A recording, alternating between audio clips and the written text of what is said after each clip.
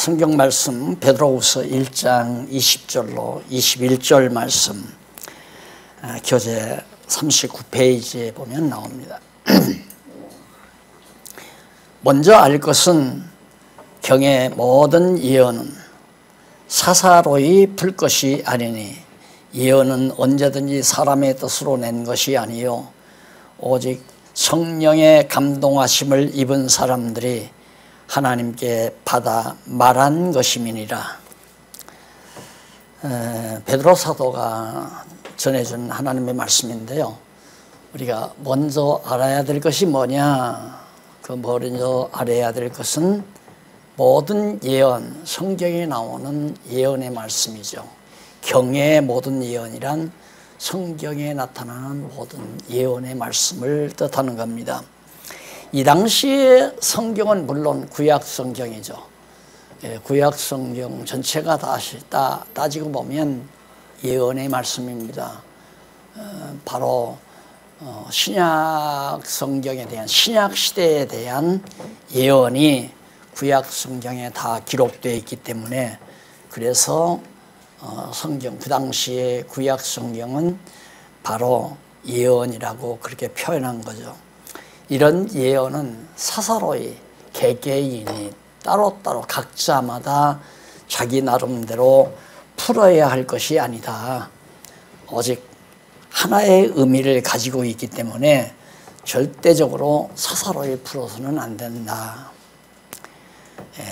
그 이유는 예언은 언제든지 사람의 뜻, 사람의 생각을 전한 것이 아니라 하나님께로부터 성령의 감동하심을 받은 이번 사람들이 하나님께 받아서 말한 것이기 때문에 그 뜻은 단 하나뿐이다. 그래서 사사롭게 풀면 안 된다. 그런데 지난 시간 살펴본 대로 교회마저도, 기독교 교회마저도 성경을 사사로이 다 풀거든요. 감리교는 감리교대로 성경을 풀어요. 장로교는 장로교대로 풀고, 성결교는 성결교대로 풀고, 침례교는 침례교 나름대로 또 풀어요.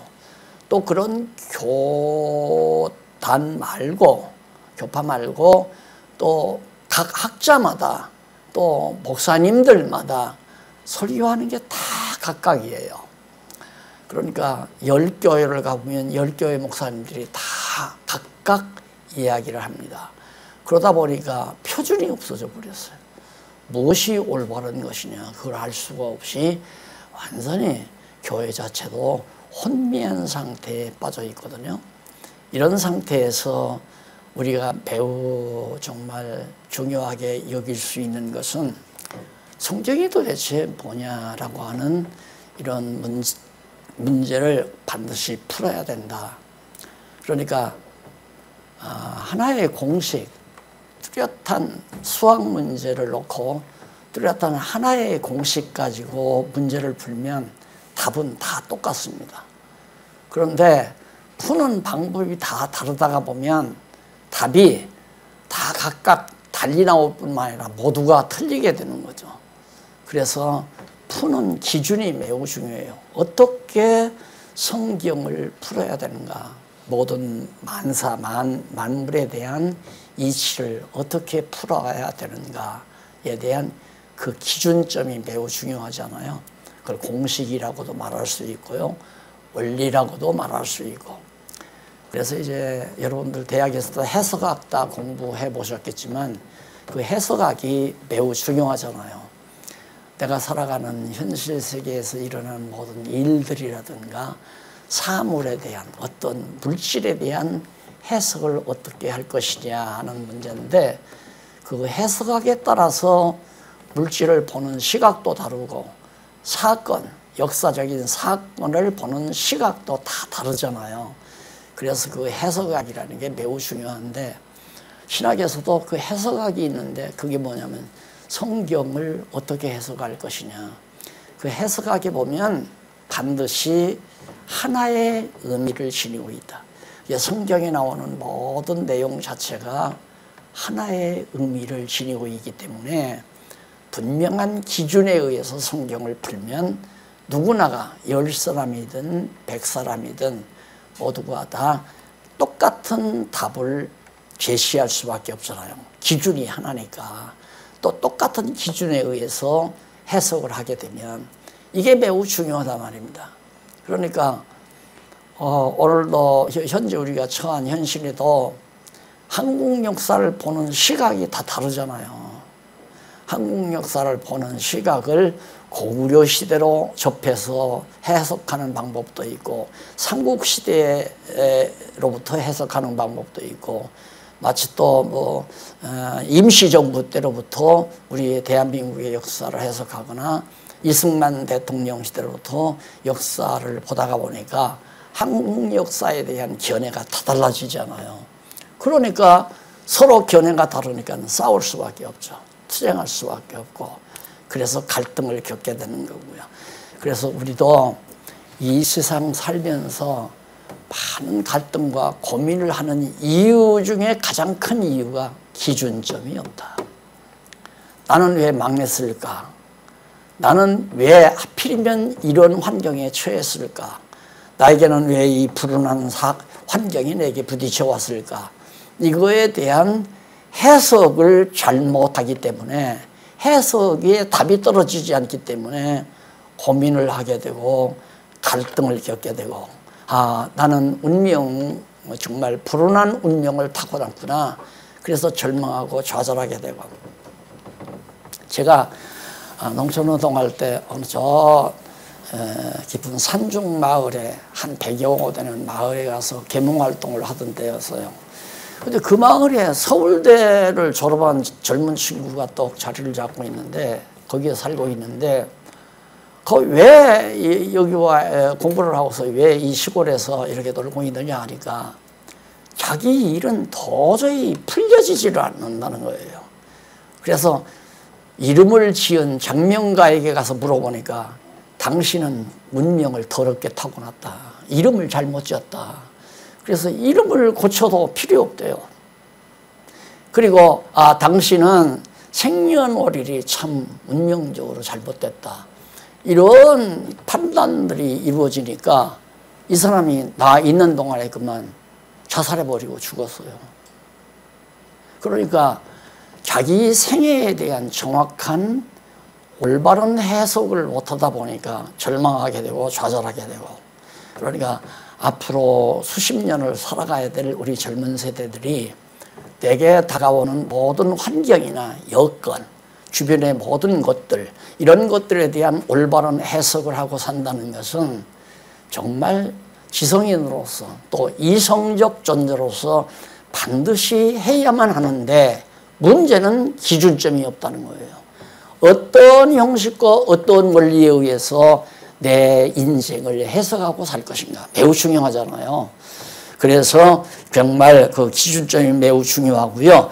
그렇게 기준점이 가지고 있다고 하는 것, 기준점을 가지고 있다고 하는 것은 그 자체가 정말 거짓없는 진리여야 되거든요. 그 기준점 자체가 진리여야만 올바른 해석의 원리가 될 수 있잖아요. 그런데 현대사회는 진리를 상대적 진리밖에는 인정을 안 해요. 절대적 진리를 인정을 안 한단 말입니다. 절대적 진리는 어제나 오늘이나 내일이나 영원토록 변함이 없는 그런 진리를 절대 진리라고 하는데 상대적인 진리는 사람마다 자기가 가지고 있는 견해예요. 그래서 현대사회는 어떤 상대가 어떤 이론을 전개하면 그럴 수도 있겠다. 일단 인정을 해야 된다는 거죠. 왜? 그 사람 나름대로의 주관적인 해석은 맞다고 생각하니까. 그러나 나는 그렇게 생각 안 해도 나는 이렇게 생각한다. 이걸 둘 다 인정을 해야 된다는 거예요. 그래서 여러분들이 대학에서 공부할 때 그런 형식의 논리하에서 공부하고 나왔기 때문에 절대 진리에 대해서는 존재가 불가능하다. 있을 수가 없다. 그러니까 나도 내 나름대로 목표를 정하고 뜻을 정해서 내 의지를 가지고 내가 살아야 된다고 하는 그런 생각을 안 가질 수가 없잖아요. 그러다 보니까 내 생각대로 되는 게 없단 말입니다. 내 의지대로 이루어지는 일도 별로 없고요. 그러다 보면 절망하게 되고 좌절하게 된다. 그래서 현실을 디디고 일어설 수 있는 힘을 잃어버릴 수밖에 없죠. 절대 진리를 알지 못하면, 절대적인 진리를 알고 있으면 아무리 어려운 현실이라도 밟고 일어설 수 있는 그런 의지력을 내가 간직할 수 있지만은 절대 진리에 대한 확신이 없으면 그럴 힘을 얻을 수 없는 것이 현실 생활이라는 것을 누구도 부정할 수가 없을 겁니다. 그래서 매우 중요한 것이 성경관의 중요성, 이 성경관을 어떤 성경관을 가지느냐 하는 것이 매우 중요하고요. 그 다음 성경의 필요성, 왜 성경이 필요한가, 성경 필요성도 매우 중요하고요. 그리고 마지막으로는 성경의 내용, 성경은 어떠한 내용을 가지고 있는가, 이런 문제들에 대해서 앞으로 시간 되는 대로 하나하나 정리해 보려고 합니다. 그러면 먼저 40페이지에 가보시면 첫째로 성경의 중요성이 나옵니다. 왜 성경이 중요한가? 우리가 성경관 공부하잖아요. 근데 왜 성경이 중요한가?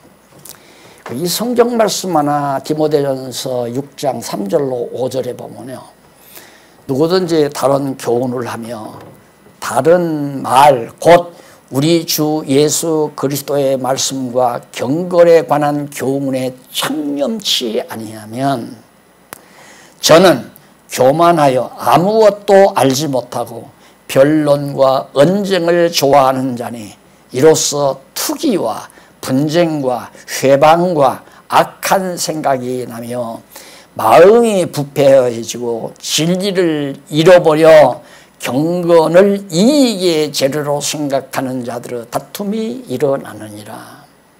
한마디로 말해서 성경이 왜 중요한가? 성경 모르면 다툼이 일어나니까. 성경이 왜 중요한가? 다툼을 멈추게 할 수 있으니까. 다시 말해서 확대하면 전쟁을 멈추게 할 수 있다. 성경을 모르면 전쟁은 필수다. 반드시 전쟁은 일어나게 돼 있다. 그러나 성경을 알면 전쟁을 멈출 수 있다. 이게 얼마나 중요합니까? 인류 역사에 있어서 전쟁의 문제는 아무도 못 풀잖아요. 꼭 전쟁은 필요한가? 필요하다는 주장자들도 있잖아요. 인구가 너무 팽창해서 지금 현실이 그렇다는 거죠. 전쟁을 해서 인구가 적어도 3분의 1 정도, 반이면 더욱 좋고 인구가 줄어야 된다는 거예요. 그러기 위해서는 전쟁은 필수다. 이렇게 주장하는 전쟁론자들이 실제로 있지 않습니까? 자, 그래서 여기 지금 디모데에게 사도 바울이 한 말인데, 성경 모르면 누구든지 다른 교훈을 하며 바른 말 곧 우리 주 예수 그리스도의 말씀과 경건에 관한 교훈에 창념치 않는다. 그게 바로 성경인데 누구든지 다른 교훈을 할 수밖에 없어요. 각자가 달라요. A라는 학자, B라는 학자, C라는 학자, 물리학자, 인류학자, 또 과학자, 각자 학자들마다 주장하는 것이 다를 수밖에 없다. 그래서 성경을 모르니까 하나님의 말씀에, 예수 그리스도의 말씀에 창념, 생각을 거기에 집착하지 않는다. 성경을 모르니까. 그러면서 저는 뭘까 같아요? 아주 교만해져요. 왜 교만한가? 자기 나름의 진리를 자기가 만들려고 하니까 그것만큼 교만한 게 어디 있어요? 자기 이론을 만들어내려니까. 그러니까 각 학자들은 교만하지 않을 수가 없어요. 정말 교만할 수밖에 없죠. 왜? 자기 논리를 펼치려고 하니까. 자기 논리를 주장하려고. 그래서 그걸 책을 써서 자라나는 세대에게 그걸 가르치잖아요. 주입시킨단 말입니다. 그래서 자기 제자를 삼으려고 하고. 그러니까 학자들만큼 교만한 사람도 없고 정치가들도 마찬가지예요. 자기들 나름의 정치 이념이 있어요. 이렇게 하면 우리가 평화롭게 잘 살 수 있다. 그래서 그런 정치 이념을 만들어 놓고 그걸 실현하기 위해서 정당을 만들고 정당을 통해서 백성들의 마음을 사가지고 투표를 통해서 대통령도 되고 국회의원도 돼가지고 저렇게 모여 앉으면 계속 싸움만 하잖아요. 백성들은 지금 코로나로 죽느냐 사느냐의 문제에 달려있고 사업가들도 사업이 망하느냐 흥하느냐 이런 심각한 상황에 있는데 정치인들은 자기들 나름대로 이념이 틀린다고 해서 내 주장과 맞지 않는다고 해서 계속 백성들이 국민들이 눈을 보니 뜨고 보는데도 싸움만 하고 있잖아요. 안 되는 거예요.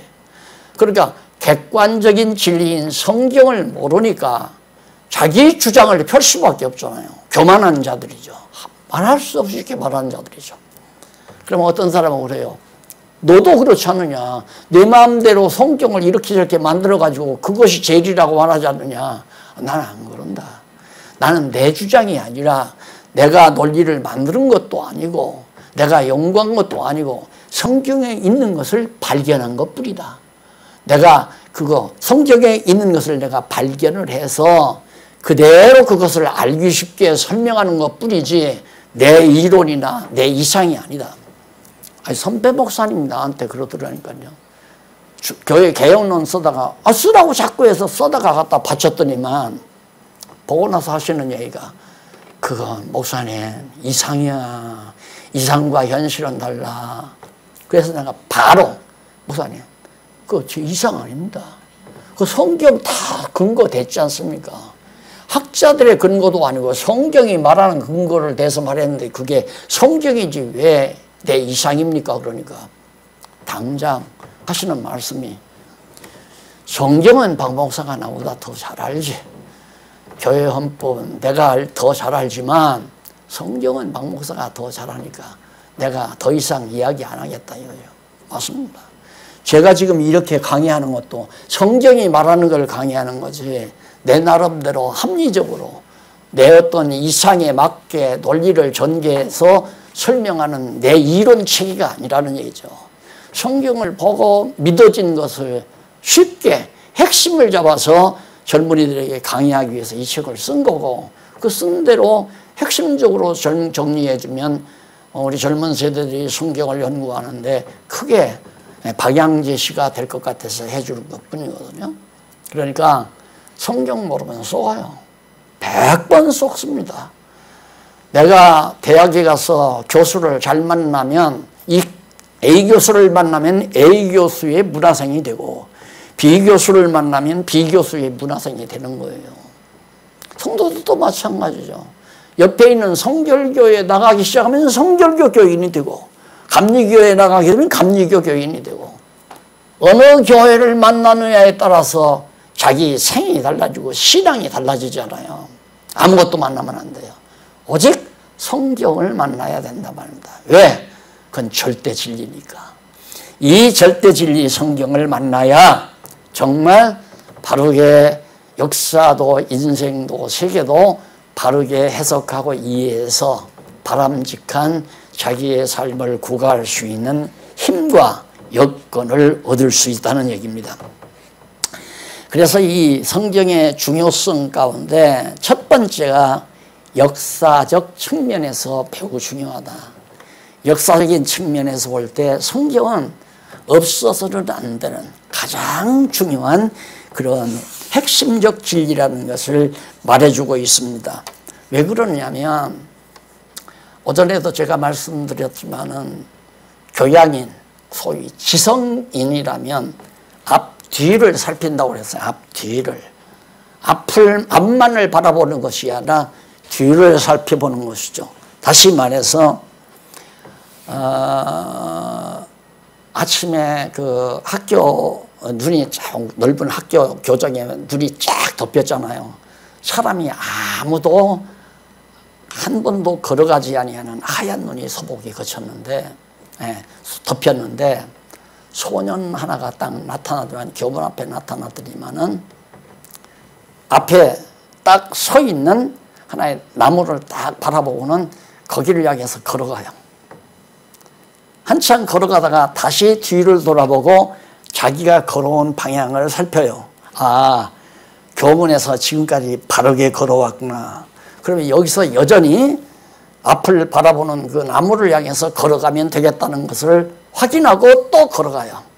한 3분의 2쯤 걸어가다 또 돌아보는 거예요. 그러니까 앞, 뒤를 돌아봐야 인생을 올곧게 산다는 의미로 역사 고찰이라는 게 필요하잖아요. 지나간 역사를 왜 상고해야 되는가?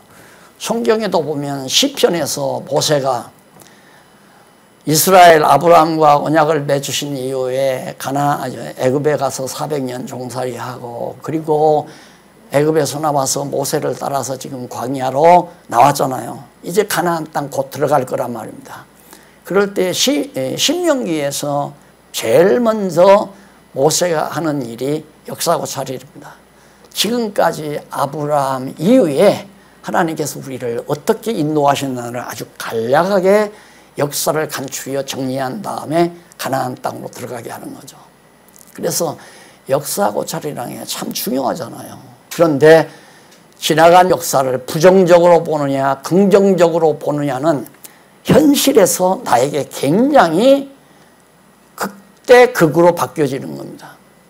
과거 역사를 부정적으로 보면 미래 역사도 부정적으로 볼 수밖에 없죠. 과거 역사를 긍정적으로 보면 미래 역사도 긍정적으로 볼 수밖에 없고요.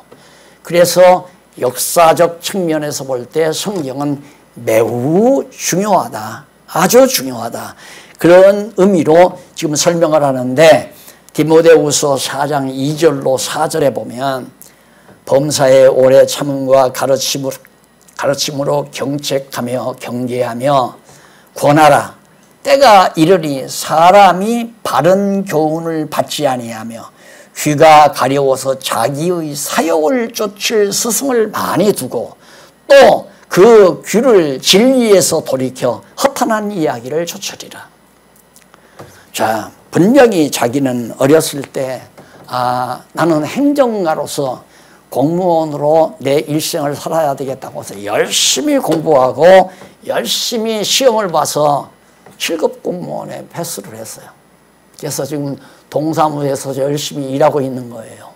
그러면 자기 지나간 역사를 쫙 살펴보면 긍정적인 거 아니에요. 자기 목표가 달성이 됐으니까.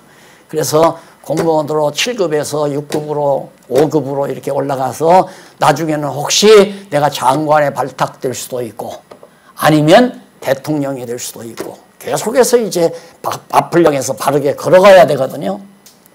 그런데 이상하게 자기 주변에 이상한 선배 한 분이 딱 나타나서 넌 그 7급 공무원 생활해가지고 언제 돈 벌어가지고 자식들 가르치고 가대를 이루고 내가 그래 인간답게 살 수 있겠냐. 그렇지 인마. 날 따라와. 내가 너 하루에 너 공무원 자리에 한 200만 원밖에 못 받잖아. 내가 적어도 내가 하루에 500만 원짜리 직장에 소개해주마. 거기에 유혹당해가지고 흔들려서 따라간 거예요. 따라가가지고 딱 가보니까 자기 친구가 경영하는 회사에다가 딱 했는데 맹걸려 1년 후에 부동 나와버리고 말잖아요. 바로 그런 의미를 말하는 거예요. 지난날 과거가 올바랐으면 한 번 목표를 정한 곳에 가서 고소를 향해서 계속, 그래서 옛 어른들이 한샘 파라 한샘 파라, 한 군데 땅만 깊이 파면 물이 나온단다. 한샘 파라. 이렇게 어른들이 경험적으로 얘기하잖아요. 바로 이 성경 구절이 그거예요. 아무것도 모르는 인간이 와서 잘 바른 교훈 받지 않고 도리어 귀가 가려워가지고 한 달에 500만 원 받는데 취직시켜준다니까 공무원 사표내버리고 갔단 말이에요.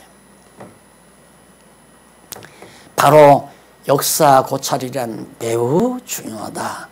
그래서 거기 엄밀하게 말하면 기독교 역사는 예수의 초림을 중심으로 해서 그 이전과 그 이후로 나누어지죠. 예수님의 초림, 예수님 오신 대로.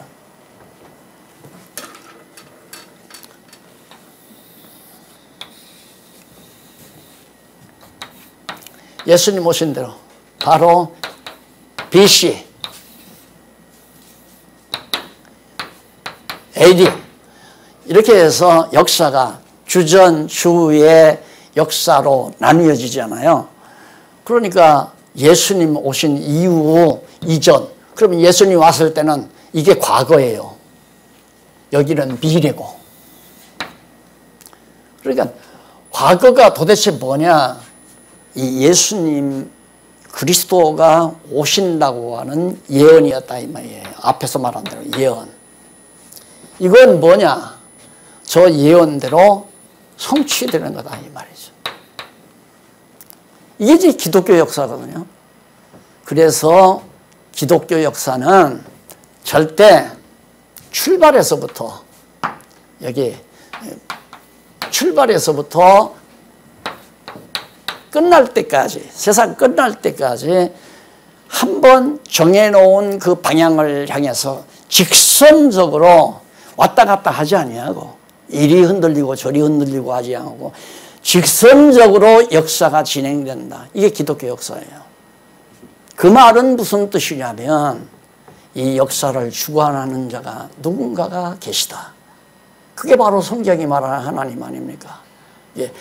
역사관을 바르게 간직하고 있으면 자기의 과거 역사도 바르게 해석을 하고 앞으로 나아갈 역사도 바르게 방향을 정하게 되고 이렇게 우리가 정말 해석을 하기 때문에 절망과 좌절이란 존재할 수가 없다. 자, 이스라엘 민족의 과거 역사를 보면요 다 부정적이에요. 전부가 따지고 보면 아브라함 때도 혼자서 가나안 족속이 살고 있는 땅으로 불러들였는데 거기서 어떻게 살으라는 얘기예요. 그러니까 애굽으로 갔다 왔다 하면서 아브라함이 일생을 살잖아요. 이삭도 그랬고 야곱도 하란으로 도망갔다가 또 돌아와서 자식들하고 좀 나아서 살면 하니까 흉년이 들어가지고 11째 아들 잃어버리고 요셉이 애굽으로 팔려가 버리고 그래서 알고는 결국에는 야곱이 애굽으로 자식들 데리고 70여 명이 다 갔잖아요. 가서 400년 종살이하고 그러다가 애굽에서 출애굽에서 남았는데 광야에서 40년 또 정말 괴로운 생활, 고통스러운 생활을 하죠. 다 부정적인 것 같죠. 그러나 예수님께 딱 와서 예수님 시대에 와서 보니까 이 역사가 진짜 긍정적이고 아름다운 역사였다. 왜? 이 역사의 예언대로 그대로 아름다운 역사가 진행되어 가기 때문에. 그래서 내가 어렸을 때 어떤 꿈을 가지고 살아오다가 좌절하고 내 생각대로는 이리 흔들리고 저리 흔들리고 하는 것 같아도 하나님께서는 그런 방법을 통해서 나를 바른 길로 인도해 가는 거죠. 나로 하여금 여호와 하나님 경외하는 사람 만들려고 하나님은 나를 세상에 아버지를 통해서 어머니 아버지를 통해서 출생케 했는데 나는 어려서부터 꿈꾸는 시에 그림이나 그리고 살려고 했고 아니면 성자나 되려고 살려고 했고 아니면 그냥 계몽가나 돼서 살려고 했고 이런 엉뚱한 짓을 하니까 하나님께서 그걸 착착 막아가지고 그런 곁길로 가지 말고 바르게 이 길로 가라. 그래서 여기까지 인도해 오신 거 아닙니까? 하나님의 계획대로 날 때부터 어머니 뱃속에서부터 여호와 하나님 경외하고 사는 사람 만들어 가시기 위해서 내가 딴 길로 가는 걸 막았는데 우리는 그게 아니라 나는 이 길이 좋아서 가려고 했는데 이 길을 실패하고 내가 좀 이쪽 길로 온다 이렇게 생각하는 거죠. 역사 해석을 잘못하니까 그런단 말입니다.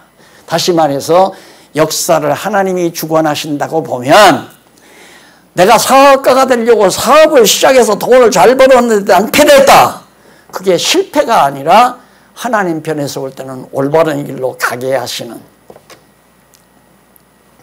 작은 아들로 태어나게 했을 때는 아버지 공경하면서 아들로 행복하게 살게 하시려고 작은 아들로 태어나게 했을 거 아니에요. 그런데 이놈이 갑자기 꿈을 꾸기를 아버지가 내 재산 태주면 나는 내 마음대로 가서 내 멋대로 한번 자유롭게 부자 돼서 잘 살아보고 싶은 꿈이 생겨가지고 아버지한테 재산 태달라고 이렇게 주었잖아요. 줄 때 가서 막 돈 잘 벌어서 아버지보다도 부자다가 잘 먹고 잘 살아라 이게 아니죠. 너 한번 그렇게 해봐라. 안 된다. 너는 내 아들이야.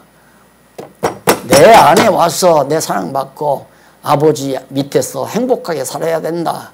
그래서 안 되는 걸 깨닫게 하기 위해서 돈 가지고 내보내잖아요. 내보내서 결국 탕자가 되니까 못했잖아요. 자기 꿈은 실패로 돌아갔고 도리어 아버지 품으로 돌아오잖아요.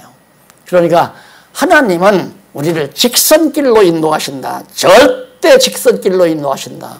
그러면 사시다가 역사를 해석할 때 뭔 일이 안 된다. 이걸 좌절할 성질의 것이 아니라 좌절할 성질의 것이 아니잖아요. 무슨 일이 안 되면 아, 하나님께서 이 일은 하지 말라는 거구나 하고 다시 하나님이 인도하시는 대로 그렇게 살아가는 것이, 즉 역사를 주관하시는 하나님의 뜻을 따라 살아가는 것이 가장 지혜로운 인간이 된다. 성경을 알아야 그렇게 되죠. 성경을 모르면 그렇게 안 된단 말입니다. 그래서 역사 해석이 달라요. 우리 성경을 알고 여호와를 경외하는 사람들은 어떠한 일이 자기 생애에 있든지, 질병이 걸렸거나 사업이 망했거나 정말 어떤 어려운 형편에 도달했든지 간에 그 모든 역사가 다 긍정적으로 받아들여지는 그 내용들이 이 책에 다, 이 교재에 하나하나 다 소개되고 있습니다. 그래서 이 역사에 대한 설명이 쭉 거기에 나오는데, 한 가지 명심할 일은 이때의 역사, 이 시대의 역사. 그러면 이건 과거예요. 과거 역사. 예수님 당시로부터. 이건 예수님 이후의 역사니까 우리는 지금 21세기 여기에 살고 있고요. 여기에. 그러니까 우리의 입장에서는 이것도 과거 역사죠. 이게 이제 앞으로 미래 역사고. 그럼 분명히 하나님께서 여기까지 나를 인도해 오셨으면 앞으로 이렇게 인도해 가실 게 너무 분명하단 말입니다. 그래서 이제 소위 천국이라고 하는 하나님의 나라 백성으로 완전히 우리를 길러가지고 인도해 가시려고 지금 여기다 우리 놓으신 거란 말입니다. 그런데 우리는 여기에서 자꾸만 내 생각대로 일로로도 생각해보고 다시 일로로도 생각해보고, 마치 이스라엘 백성들이 가데스반에 가가지고는 야, 우리 가나안 땅 못 간다. 가나안 땅으로 가도록 하려고 하나님께서 인도하신 거 아니에요. 가나안 땅으로 가게 하시려고. 그런데 야, 가보니까 우리 생각으로는 도저히 그 나라, 그 가나안 땅 들어가지 못한다. 차라리 애굽으로 돌아가자. 어떤 사람은 다시 옛날로 돌아가자. 일로로 가자. 주장들이 참 많죠. 그러면 인간이 자기 생각대로 하려고 하는 것을 막아야 될까요? 안 막아야 될까요? 너무 분명하잖아요. 막아야 되잖아요. 그걸 우리가 실패다 이렇게 생각한다 이 말입니다. 우리는 실패가 없어요. 성경을 깨닫고 여호와 경외하는 자에게는 절대 실패가 없어요. 보다 더 좋게 하시려는 거죠. 제가 결혼하고서 바로 얼마 안 돼가지고 아이들도 없을 때 그만 학생들이 교육전사로 있었는데 학생들이 목사님 사모님한테 거슬러 가지고, 아무래도 제가 이제 어떤 계몽의식이 강해가지고 그런 것들이 학생들에게 들어갔던 것 같아요. 그래가지고 이놈들이 사모님에게 대든 거예요. 그러니까 당장 목사님이 날 들어오라고 호출이 떨어졌어요. 나는 당장 끝났다. 나는 깨끗이 사표낸다. 내가 책임져야죠. 그래서 가서 무릎 딱 꿇고 목사님 죄송합니다. 제가 책임지죠. 그래. 어떻게 책임질라네요. 그래서 사표내야죠. 제가 더 여기 있으면 안 되잖아요. 제가 사표내랍니다. 뭐 할 얘기 없죠. 사표낸다는데. 사표내고 어느 변두리에 가서 있으니까 학생놈들이 2, 3년 동안 나를 찾았대요. 2, 3년 동안 찾아가지고 나를 찾아왔어요. 한 대선님이 찾아와서 목사님이 이제라도 우리들을 주먹으로 때려주시고, 그 전에 직접 그때 주먹으로 우리를 때려주십시오. 끝내 때려야 된다는 거예요. 그래서 주먹으로 볼을 좀 때려줬죠. 일일이. 그랬더니 3년 후에 찾아왔어요. 자기 감사패를 딱 하나 만들어가지고 6놈이 찾아왔어요. 목사님이 정말 고맙습니다.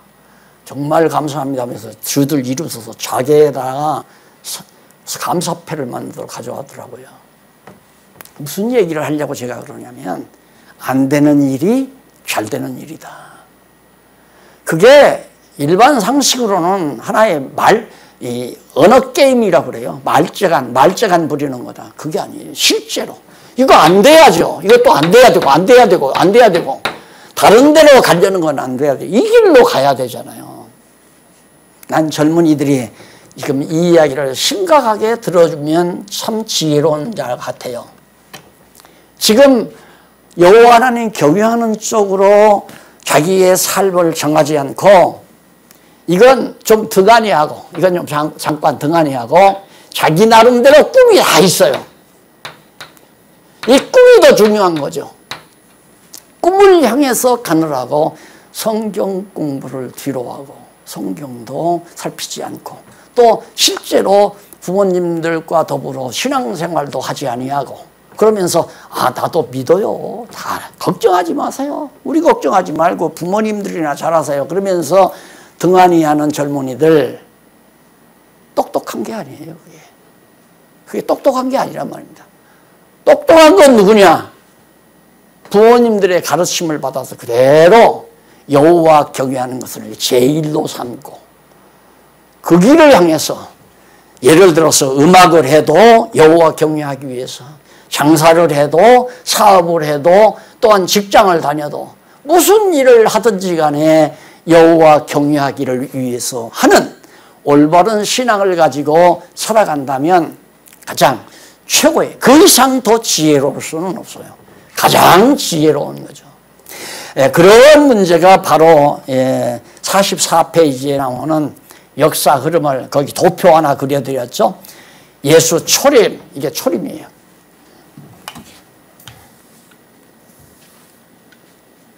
예수님 처음에 임했다 이거예요. 처음에 오셨는데, 초림 다음에 어떠한 일이 있느냐면 5세기에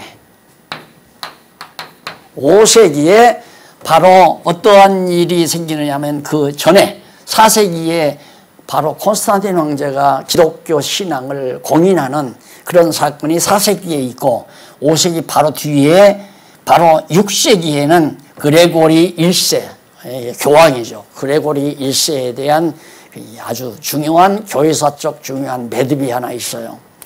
그래서 이 당시에 5세기경까지는, 이때까지는 기독론에 대한 투쟁이 벌어져요. 이 예수가 인간이냐 하나님이냐 이 싸움이에요. 신이냐 인간이냐 이런 논쟁이 벌어졌는데, 이 당시에 신이라고만 해도 그건 이단이에요. 인간이라고만 해도 이단이고, 그러니까 이 당시에 마지막 결론 낸 것이 참 신이요 참 인간이다, 이렇게 둘을 받아들여서 그걸 이제 정리를 한 거예요. 그레고리 1세 그 무렵에 예수는 신이면서 참 인간이다, 그 말이 안 되잖아요. 신이면 신이고 인간이면 인간이어야 되는데, 신은 창조주고 인간은 피조물인데 창조주이면서 피조물이다 이러면, 이게 서구인들의 머리라고 하는 것은 양분을 시키거나 둘을 다 인정하거나, 그러니까 평면적 분해를 하게 되면, 평면적으로 나눠놓게 되면 똑같거든요. 이것과 이것 둘 다 부정할 수 없잖아요. 그러니까 결국은 예수는 어떻게 하나님이면서 참 우리 타락된 인간과 다르다 이거예요. 참 인간이다 이렇게 정해놓고 둘을 인정하려니까 이게 논리적으로 정리가 안 되는 거죠. 하나로 정리가 되는데, 신이냐 하나님이냐 했을 때, 그래서 기독론 투쟁이 벌어져가지고 여기에서 이단이 많이 생겨요. 그러니까 성경을 모르니까 많은 이단이 생기는 거죠.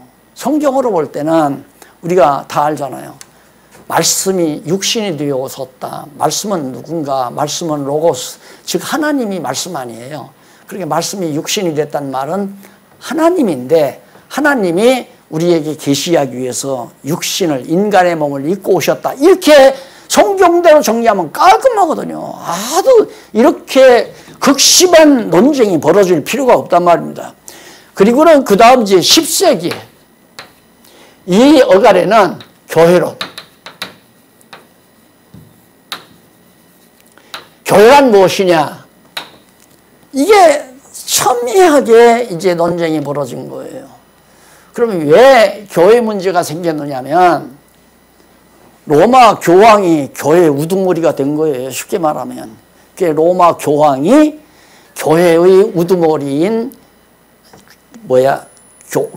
교황이 아니라 황제가, 로마 황제가 교회의 우두머리인 교황을 임명하는 거예요. 로마 황제가 황제의 임명을 받지 아니하면 교회의 교황이 될 수가 없는 거죠. 그래서 그렇게 정리를 해 놓으니까 아니다 기다 싸움이 벌어지다가 그 당시에 로마 제국에 대한 반항을 누가 할 수 있겠어요. 그래서 다행히 이 당시에 이제 교황이 로마가 점점 시들어들면서 황제가 힘이 없어지니까 그 다음에는 이제 교황이 로마 황제를 임명 거꾸로 된 거예요. 반대로 힘이. 그렇게 해서 이제 바로 교회론이란 뭐냐, 로마 교황의 우산 아래에 들어와야 교회다 이렇게 만들어 놓은 거예요. 그게 로만 캐토릭 안에 들어오지 아니하는 건 다 교회가 아니다. 그러니까 이런 것도 완전히 성경과는 정 멀어진 그런 교회관을 10세기까지 만들어 놓은 거란 말입니다. 그 다음에 이제 15세기 이전까지는 교회가 있다면 이제 구원론에 대한 논쟁이에요. 구원을 누가 시키느냐? 로만 캐토릭은 교황이 구원시킬 수 있는 특권을 가지고 있다. 권한이. 로마 교황이 구원시키면 구원받고 못 시키면 못 받는다. 그럼 로마 교황은 누구에게? 공적을 많이 쌓은 자에게 구원을 준다. 그래서 지금도 천주교는 교황이 인정해야 돼요. 어떻게? 연옥이라는 게 있잖아요. 연옥이라는 걸 로마 교회는 만들어가지고 살다가 여기서 죽어요. 사람이 죽으면 연옥으로 다 보내요. 연옥으로. 죽으면 다 연옥 간다. 그러니까 천주교인들은 죽으면 다 연옥으로 가요. 영혼의 옥이지요. 감옥. 이곳에 가서 본인이나 안 그러면 후손들이 열심히 죽은 그 사람을 위해서 예를 들어 돈을 많이 낸다거나 어떤 선한 사업을 많이 했다거나 또한 교회를 위해서 많은 공적을 쌓은 자는 교황이 여기서 하나 둘 꺼내줘요. 이게 로만 캐토릭의 구원관이란 말입니다. 그건 아니잖아요. 그렇지만 대세가 그러니까 그 당시는 로마 교회가 다 아니에요. 대세가 그러니까 어쩔 수가 없죠. 자, 이런 싸움이 벌어졌는데 마지막 이제 여기서는 이제 20세기죠. 20세기. 여기서는 성경관의 싸움이에요. 성경관. 여기 15세기에 종교개혁이 있잖아요. 종교개혁. 개혁이 왜 했냐? 말도 안 된다. 무슨 구원이 이런 식으로 해서 성경이 어디 그랬느냐 해가지고 루터가 들고 일어나가지고 교회를 성경대로 다시 회복하자 해서 개혁운동을 해서 15세기 종교개혁이 일어나면서 이제는 성경이다. 성경을 우리에게 바르게 알아야 된다. 그래서 성경을 알려니까 성경을 누구나가 가질 수가 없잖아요. 그런데 마침 16세기에 인쇄술이 발달해가지고 이제 성경이 딱 한 권의 책으로 그렇게 만들어지다 보니까 열심히 성경을 보면서 종교개혁이 유럽에서 발발한 거죠. 그래서 성공을 하다시피 했어요. 그래서 지금 20세기까지 나왔는데 여기에서 또 발발하는 게 뭐냐면 신존재. 하나님이 정말 존재하느냐. 이 문제가 지금 우리 눈앞에 대두되어 있는 거예요. 현재는. 이제 성경이 하나님의 말씀이라는 것이 확인이 안 되니까 그 다음 하나님도 존재한다는 것이 의심스러워서 지금 기독교가 위기에 놓여 있단 말입니다. 그런데 오늘 우리는 성경이 하나님의 말씀이라는 확증을 가지고 있고요. 또 성경을 통해서 하나님이 존재한다는 걸 정말 의심 없이 확실히 믿을 수 있는 성경 해석을 우리가 지금 하고 있잖아요. 이게 너무너무 중요하다 말입니다. 시대적으로. 그러니까 오늘 21세기를 사는 우리에게 있어서 성경이 그만큼 중요하다. 성경만 알면 하나님이 존재하는 것과 그의 속성, 늘 제가 강조하잖아요. 하나님이 어떠한 분이신가 존재와 속성이 확인이 되니까 이 문제가 다 해결되는 거죠. 성경도 하나님의 말씀이고 하나님도 살아 존재하시는 거고 이제는 인류의 어떤 문제가 인류의 문제거리가 하나도 있을 수가 없어요. 성경이 하나님 말씀이라고 확인됐죠. 되죠. 그 다음 하나님이 살아계시다는 게 딱 믿어지면 문제는 다 해결되잖아요. 왜? 절대 진리가 확정되니까, 확립되니까. 그리고 그 절대 진리에 의해서 기준점이 생기잖아요. 내 마음, 내 모든 생각이나 행동이나 내 모든 생활, 국가나 세계나 이 모든 것들에 대한 기준점이 딱 생기니까 혼란이 있을 수가 없는 거죠. 이런 엄청난 보고를 우리가 간직하고 자라난 젊은 세대들에게 안전해 줄 수가 없잖아요. 전해줘야죠. 그래서 오늘 또 이렇게 제가 열심으로 강론을 해드리는데 우리 젊은 세대들 그저 꼭 명심하고 성경은 알고 우선 가장 시급한 게 성경이에요. 그래야 내 과거도 해석하고 내 앞으로 미래도 내가 내다보면서 뭘 바라보고 내가 살아야 되는가, 뭘 목표로 내가 하고 살아야 되는가. 목표를 정하는 것이 매우 중요하잖아요. 어린 소년이 눈밭에 눈 덮인 운동장에 와서 내가 뭘 목표로 하고 걸어갈 것인가 그렇게 정하고 걸어가듯이 걸어가다가 뒤를 살피고 또 걸어가고 하듯이 이래서 올곧게 인생을 가장 올곧게 정당하게 바르게 그렇게 살아갈 수 있는 유일한 길이 성경에 담겨져 있다. 꼭 공부를 하셔야 된다. 그런데 그 성경관에 대한 견해들이 너무너무 많아요. 자, 거기 45페이지에 나오죠. 성경도 하나님의 말씀이다. 중간에 큰 글자로는 고딕체로. 성경도 하나님 말씀이다. 어떻게 보면 맞는 것 같지만 틀린 말이에요. 스콜라 신학자들, 그러니까 다시 말해서 천주교 신학이나 같은 거예요. 스콜라 신학, 그 다음에 신비주의 신학. 성경도 하나님의 말씀이지만 자기가 생각하고 말하는 것도 하나님 말씀이다. 그러니까 교황이 로마 교황청에서 한마디 하면 전 세계적으로 확산되잖아요. 왜? 그게 하나님 말씀이니까. 성경만 하나님의 말씀이 아니라 교황이 하는 말도 하나님 말씀이다. 근데 신비주의자들도 그렇게 얘기해요. 성경만 하나님의 말씀이 아니라 어젯밤 하나님께서 내게 말씀하셨다. 한국에서 가장 큰 교회 이루었다는 지도자가 그런 소리 잘 하잖아요. 어젯밤에 하나님께서 내게 말씀했다.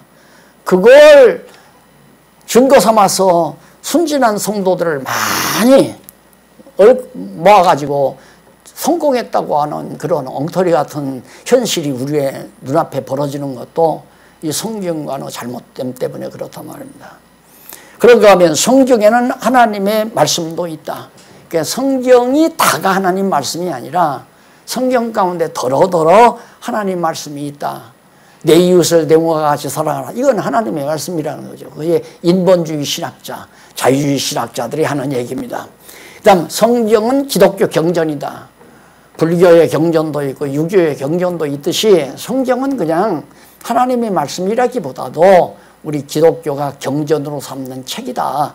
이렇게 말하는 것이 신복음주의, 소위 좀 진보주의 신앙을 가지고 있는 그런 진보주의 신앙을 가지고 있는 그런 학자들이 그런 소리 합니다. 파르스주의나 같은 거죠. 그 다음 네 번째로는 성경만 하나님의 말씀이다. 그게 바로 오늘 우리가 주장하고 있는 겁니다. 성경만이 특별 계시로서의 하나님 말씀. 일반 계시로서의 하나님 말씀은 이 우주 만물 모두가 다 하나님의 말씀이고요. 특별히 우리에게 딱 글자로 표현해서 주신 것이 신구약 성경 66권만이 특별 계시로서의 하나님 말씀이다. 그런 얘기예요.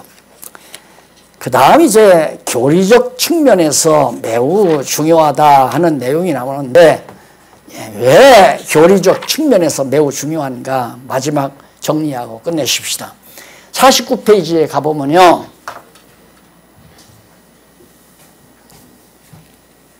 거기 교리가 만들어지는 과정을 설명을 했어요. 오늘날 모든 장로교나 성결교나 감리교나 침례교나 할 것 없이 모두 교리 가지고 해요. 교리. 그 교단에 교리가 있어요. 왜 그러냐면 성경을 모르니까 목사님들이 앉아서 교리를 만들어요. 성경 아는 대로 그냥 좀 간추려 가지고 만들어 놓은 것이 교리인데 초대시대라는 말은 이 초대교회 시대는 주전 한 5세기경까지 초대라고 할 수 있죠. 그때는 성경에서 그 다음 해석, 그 다음 신앙, 그 다음에 교리. 이게 이제 초대교회 시대예요. 초대교회 시대. 그 다음 중세. 중세는 이성, 인간의 이성. 이성에서 교리. 교리를 신앙. 그리고 이제 성경. 그 다음 이제 근대. 근대는 성경, 해석, 그 다음 신앙, 그 다음 교리.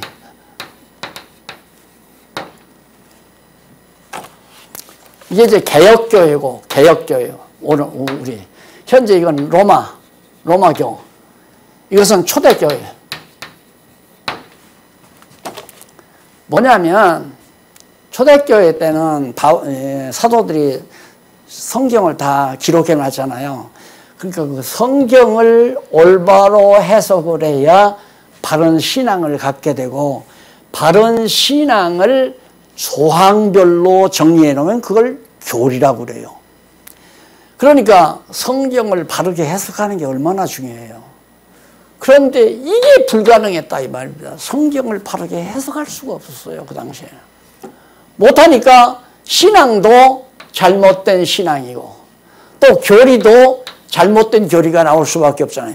아주 처음에는 성경대로 믿었죠. 그러니까 바울이 각 교회마다 성경을 기록해서 그대로 보내주잖아요. 이대로 안 믿으면 다 잘못된 거다.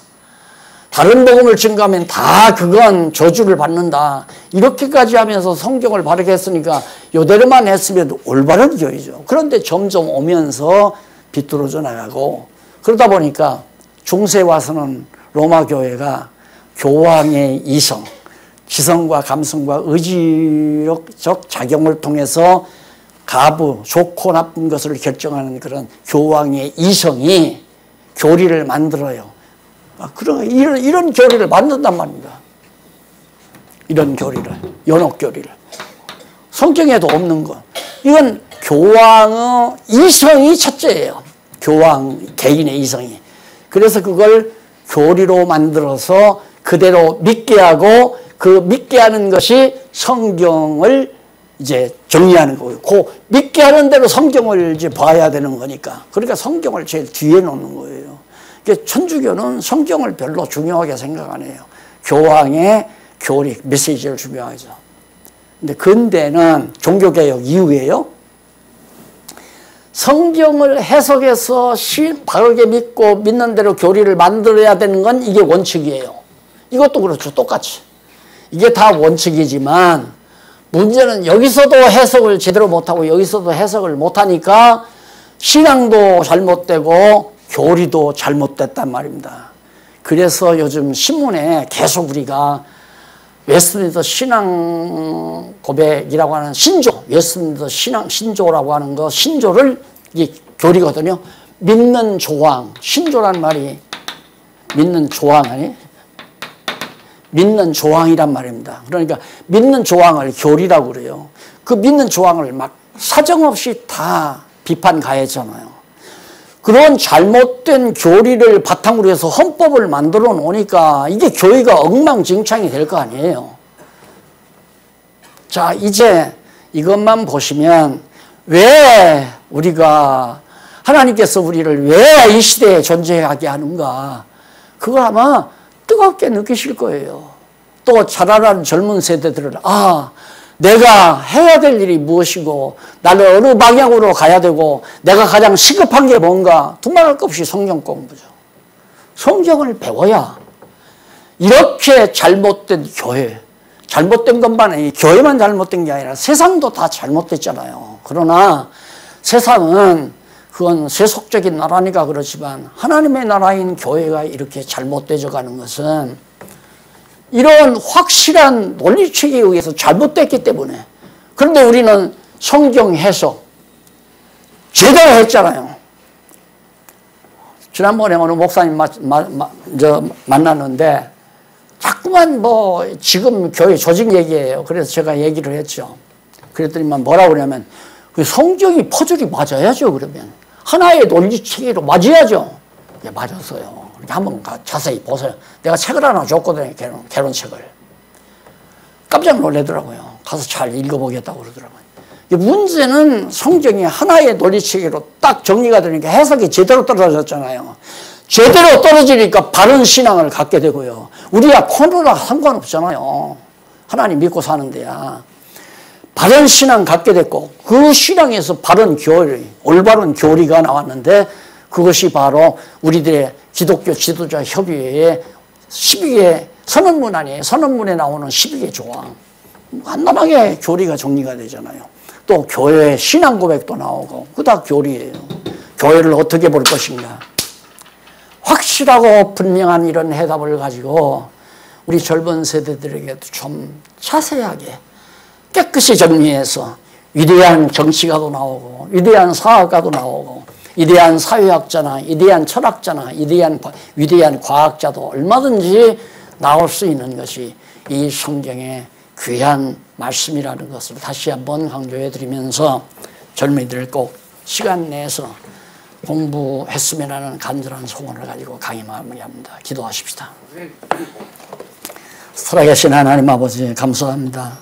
천한 젊은 세대들을 향해서 하나님의 귀한 말씀의 중요성을 강조해 싸우니 젊은이들의 마음문을 여시고 마음속 깊이 간직하게 하시옵소서. 예수님의 이름으로 기도드립니다. 아멘.